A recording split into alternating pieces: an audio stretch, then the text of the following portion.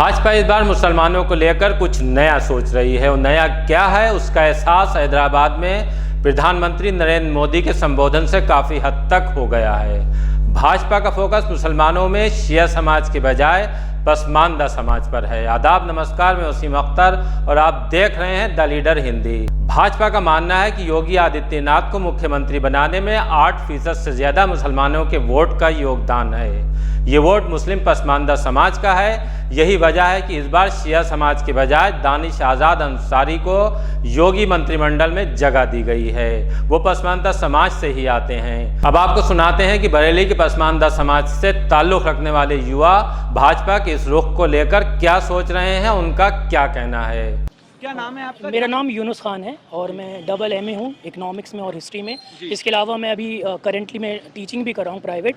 और अच्छा इनिशिएटिव है जिस तरीके से जो बीजेपी गवर्नमेंट एक मुस्लिम समाज के लिए खास करके जिसकी वजह से एक बहुत पहले समय से बीजेपी को कहीं ना कहीं नकारा जाता था और कुछ भ्रांतियां थी मुस्लिम समाज के लिए बीजेपी की सरकार के खिलाफ। लेकिन हाँ, इस टाइम जो सरकार काम कर रही है या जो इनिशिएटिव जिसके बारे में आप बात करने आए हैं वो एक अच्छा इनिशिएटिव है बीजेपी गवर्नमेंट का। और इससे जो मुस्लिम समाज है और डिफरेंट टाइप के जितने भी इनइक्वालिटीज़ हैं इनकम में और नौकरियों में, उससे अच्छा एक मैसेज जाएगा।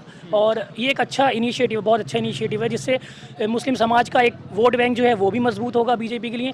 और दूसरी बात ये है कि जो रोज़गार के साधन हैं वो भी उपलब्ध होंगे। और इस समय मुस्लिम कम्युनिटी में एजुकेशन का लेवल भी कम है और रोज़गार के जो साधन है वो भी बहुत कम है। तो सरकार से यही मेरी अपील है कि एक अच्छा इनिशिएटिव है और इसको ज़मीनी तौर पर उतारा भी जाए। और डिफरेंट टाइप के जितने भी ग्रेजुएट हैं, पोस्ट ग्रेजुएट हैं, इसके अलावा जितने भी ये मैं क्योंकि टीचिंग उससे आता हूँ, ग्रुप से आता हूँ, तो मैं ये भी अपील करना चाहूँगा आपके माध्यम से कि जो इस टाइम में बहुत सारी वैकेंसीज़, गवर्नमेंट वैकेंसीज़ खाली पड़ी हुई हैं PGT TGT लेवल की, सरकार उसकी तरफ भी ध्यान दे। आपका क्या नाम है? मोहम्मद अरबाज़ खान। अरबाज, क्या करते हैं आप और अभी क्या देखते हैं जो इस तरीके की चीज़ें अगर भविष्य में होती हैं, सरकार लाती है, तो कितना बेहतर देखेंगे आप भविष्य को अपने?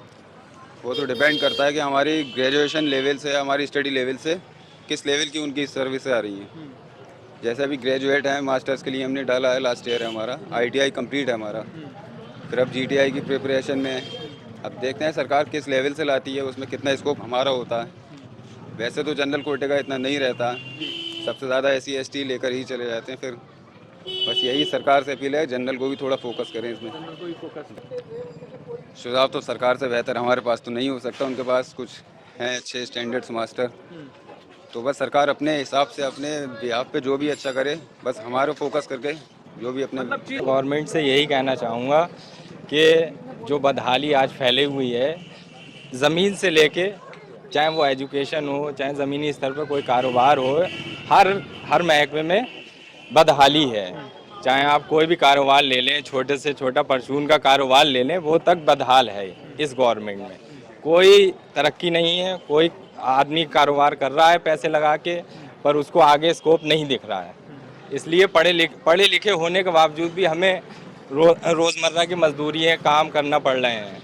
बस यही हमारी सरकार से अपील है कि हमें नौकरियां दे, समझे। हमारी जो एजुकेशन है, जिसमें जो कमियां रह गई हैं वो हम पूरी करें। उसके बाद हमें नौकरियां मिलें, सही ओहदों पे हमें नौकरियां मिलें। जो आजकल BA MA बड़ी बड़ी डिग्री हासिल करे हुए हैं, पर वो क्या कर रहे हैं? कुछ नहीं कर रहे हैं। कोई जरी का काम कर रहा है, कोई परचून की दुकान कर रहा है। थोड़ा उनने पैसा इकट्ठा कर लिया कि दुकान कर ली, किराना स्टोर की कर ली, चप्पल जूते की दुकान कर ली। आप देख लीजिए शहर में क्या बदहाली के सिवा क्या है। आप जिधर भी निकल जाएंगे यही है। पढ़े लिखे लड़के कॉस्मेटिक की दुकानें करे हुए हैं। बताइए, डिग्री होल्डर जिन्हें आज अच्छे ओहदों पे नौकरी मिलना चाहिए, तो वो दुकानें करे के बैठे हुए हैं।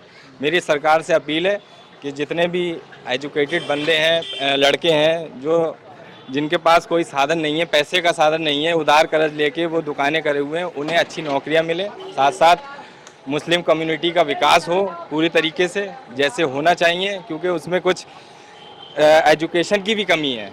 एजुकेशन सही नहीं मिल पा रही है हमें। इस वजह से भी हमें दिक्कतें आ रही हैं आगे। जी सर, इसी वजह से जब हमें सही एजुकेशन ही नहीं मिलेगी, जब हमारे पास पैसा कौड़ी नहीं होगा, जब कुछ नहीं होगा, तो हम किसी से कर्ज लिया हमने 10,000 20,000 50,000 कर्ज लेके, हमें लोन तो मिल नहीं रहा है। हमने कर्ज लेके फिर हमने क्या करा, हमने दुकान कर ली। क्या है कि कॉस्मेटिक की दुकान कर ली, परचून की दुकान कर ली, और हमने चप्पल की दुकान कर ली, जूते की दुकान कर ली। क्या है, और कुछ नहीं है। बस हम यही चाहते हैं अपने योगी गवर्नमेंट से, हम यही चाहते हैं मोदी गवर्नमेंट से कि जो पढ़े लिखे बंदे हैं, जो अच्छे बंदे हैं, जिन्होंने अपनी तालीम हासिल कर ली है, वो उन्हें तो कम से कम नौकरियां मिल जाएं, उन्हें तो कम से कम नौकरी मिल जाए अच्छी। बस यही मेरा गवर्नमेंट से कहना है। क्या नाम है आपका? सरवर। क्या देखते हैं आप, जो मौजूदा सरकार है वो रोजगार के लिए अब मुस्लिम समुदाय के लिए सर कुछ बेहतर करने वाला है? रोजगार के लिए सरकार कुछ सोच ही नहीं रही है किसी भी कारण, कहीं से कहीं तक। और बेरोजगारी तो आप देख ही रहे हैं, आपसे ज़्यादा बेहतर कौन जानता होगा। सर जिस दिन आएगा उस दिन देखेंगे ना, उससे पहले से तो बहुत प्लान आए हैं, प्लान जिस दिन कामयाब होगा उस दिन बात होगी।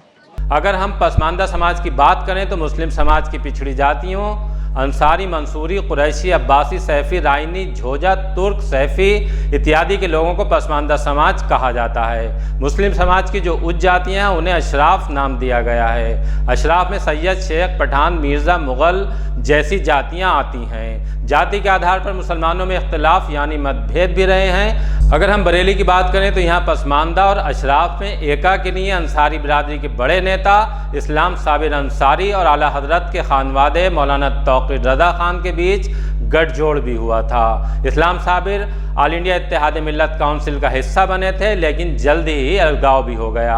अब देखना होगा कि भाजपा का पसमानदा समाज की तरफ कदम बढ़ाना उसके लिए कितना मुफीद साबित होगा।